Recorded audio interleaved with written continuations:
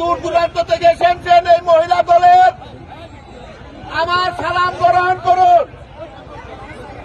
আমরা একটা কথা আপনাদের বলতে চাই, মাননীয় ভারপ্রাপ্ত চেয়ারম্যান সাহেব 31 দফা বাস্তবায়নের জন্য প্রতিটি ঘরে ঘরে, প্রতিটি মহল্লায়, প্রতিটি ইউনিয়নে আপনারা এই মহিলা দল প্রতিটা ঘরে ঘরে গিয়া 31 দফা জনাব তারেক রহমানের বাস্তবায়নের জন্য প্রতিটি ঘরে ঘরে গিয়ে আপনারা লিফলেট বিতরণ করবেন।